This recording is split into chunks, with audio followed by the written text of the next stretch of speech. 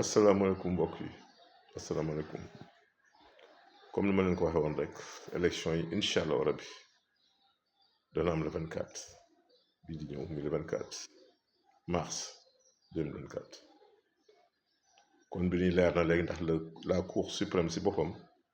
dafa dàq recours bi nga xam ne waa parti bële di PDS dañ ko dugaloon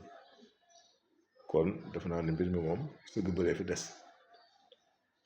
kon waxoon naa leen ni droit rek bu dee droit rek la ñuy wax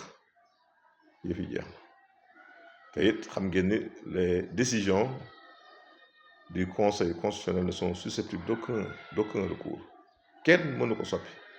te ñoom wax nañ ma noppi joxe nañ seen baat kon nag 19 candidats yi ñoo jàkkaarloo ñu wax nag ni ñun te ñaan nañ yàlla si kàttanam nañ ko waxee woon élection yi sedd guy. te kii ñu yaakaar yàlla dimbali ko muy Diomaye Faye ba changement yi ñu yaakaar te bëgg ko si réew mi mën a sotteeg jàmm ndax nag Ousmane mooy Sonko Ousmane mooy Diomaye Diomaye mooy Ousmane mooy Sonko Sonko yi Diomaye Diomaye yi Sonko kon jeex na projet bi lañu jaay population bi jënd nañ ko te li xew démb leer na nañ gis ni ñu leen accueillir en héros kon nag li fi des mooy rafetal dañ ci dem ak jàmm